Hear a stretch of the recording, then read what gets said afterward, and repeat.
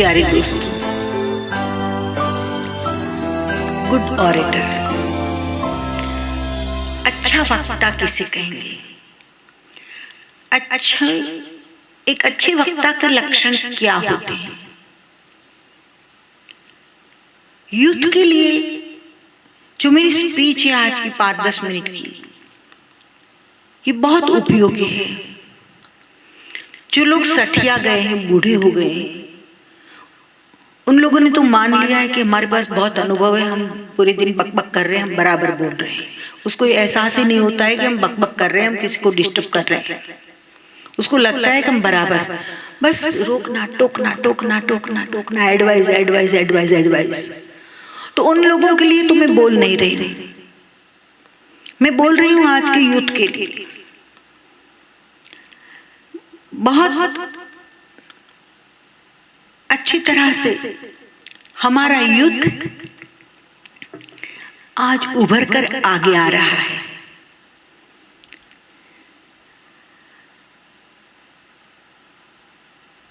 Europe, America, Canada, कहीं भी जाए,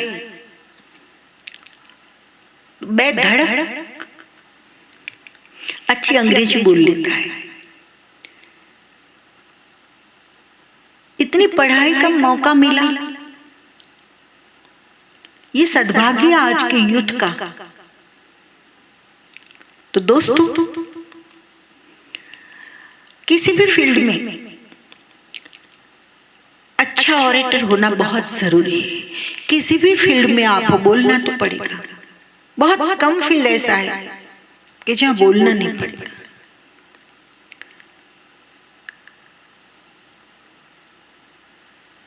तो अच्छे ऑरेटर के गुण क्या होते हैं?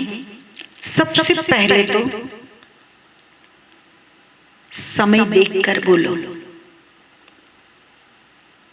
मेरे बोलने का समय है कि नहीं, कि अभी समय नहीं आया है। समय नहीं आया है तो थोड़ा इंतजार कर लो, लेकिन समय देखकर बोलो, ताकि आपको जो चाहते हो सक्सेस वो मिल जाए। दूसरा, आपके बोलने में असरकारकता होनी चाहिए। फ्लुएंट इंग्लिश बोल लेते या कंधे उचकाकर बोल लेते हो, या फट फट फट फट फट फट बोलते ही जाते हो, ये नहीं। कितना बोलते हैं वह मायना नहीं रखता, कैसा बोलते हो ये मायना रखता है। तो आप जो कुछ भी बोलो उसमें क्वालिटी होनी चाहिए। आपके बोलने में समस्वरता होनी चाहिए। आपकी बात में कंट्रोवर्सी नहीं होनी चाहिए। कितना भी आप लॉजिक चला लो, लेकिन लॉजिक चलाते चलाते फिर बंदा को लगता है कि अब तो बस मुझे सक्सेस मिल जाती है, लॉजिक से मैं किसी को भी बंद कर सकता हूँ, चुप कर सकता हूँ। ओवर कॉन्फिडेंट हो जाता है, और फिर क्या होता है कि उसकी बातों में फिर धीरे धीरे पता चलने लगता है कि कंट्रोवर्सी है, और लोगों का विश्वास टूटता जाता है। तो कंट्रोवर्सी नहीं होनी चाहिए आपकी बात में। कहां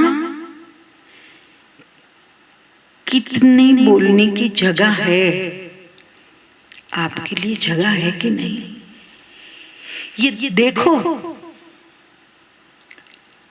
आपकी बोलने की जगह है तब चुप नहीं रहो, और जब बोलने की जगह नहीं है तो गलती से भी बोलो मत। आपके वचनों का मूल्य होना चाहिए। आपकी वाणी की एक सर्टेन इफेक्ट होनी चाहिए। दोस्तों, ऋषियों ने कहा है वाक्पात और वीर्यपात दोनों बराबर है। वाक्पात यानी वाणी का चलते रहना, बोलने में जितनी ऊर्जा, बोलने में कितनी ऊर्जा जाती है जितनी वीर्यपात में। सबसे मूल्यवान धातु है शरीर की वीर्य। आयुर्वेद ने कहा रस, रक्त, अस्थि, मांस, मेद, मज्जा और शुक्र, इस शरीर में सप्त धातु है।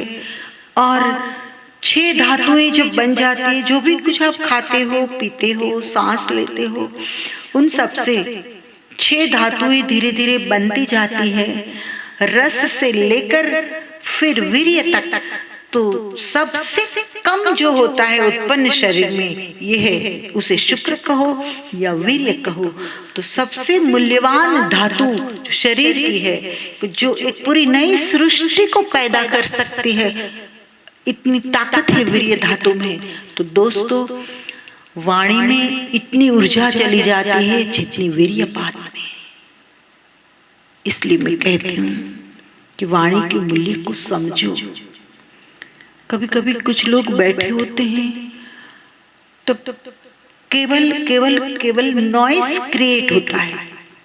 देखे मैंने ऐसे लोगों, मैं दूर भागती हूँ, तुरंत ऐसे वातावरण में से निकल जा। सबको बोलना है, चिल्ला चिल्ला कर बोलना है, अपनी बात को ही सिद्ध करना है, भले गलत बात हो लेकिन अपनी बात को ही सिद्ध करना है। और 5-6 लोग बैठे हैं, सब चिल्ला चिल्ला कर बोलते हैं, कोई किसी को नहीं सुनते। हर बंदा यही याद रख कर बैठा है कि मुझको कहाँ से बोलना है, और इतना वेट भी नहीं करता है। इतना धैर्य का है तो भी बहुत हो गया, लेकिन ना सुनना ही नहीं, बोलते जाओ। नॉइस क्रिएट हो जाता है, विचारों का आदान प्रदान जैसा तो कुछ रहता ही नहीं है। तो मैं कहूंगी आपसे कि आप जरा सजगता से मेरी बात सुने, ऐसा नहीं, सजगता से। भले कितने भी स्मार्ट हो आप, लेकिन केवल स्मार्टनेस से नहीं चलेगा। बोलने में कितने भी स्मार्ट हो, इससे नहीं चलेगा। आपको सेल्फ ऑब्जर्वेशन करना होगा कि मैं कितना बोलता हूं। मैं जितना बोलता हूं इतने बोलने की जरूरत है।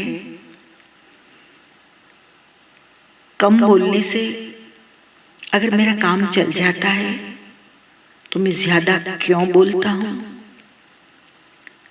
मैं समय पर बोलता हूं कि बिना सोचे समझे पर्सन, प्लेस, एटमॉस्फेयर, माहौल जिसके बीच में बोलने जैसा है, ये सोचकर बोलता हूं या बिना सोचकर बोलता हूं? थोड़ा स्वयं का अभ्यास करो और संकल्प करो कि मैं फालतू नहीं बोलूंगा। आवश्यक है, जितनी आवश्यकता है उतना ही बोलूंगा, इतना ही नहीं, परंतु मैं मेरी ऊर्जा को बचाऊंगा या बचाऊंगी, और बची हुई ऊर्जा में से मैं कुछ क्रिएटिव करूंगी। बची हुई ऊर्जा में से मैं किसी का हित हो ऐसा कुछ करूंगी, और बची हुई ऊर्जा का ऊर्ध्वीकरण करके मेडिटेशन के द्वारा चित्त को शांत करके और अच्छे गोल को मैं अचीव कर सकता हूं। सोचना। धन्यवाद।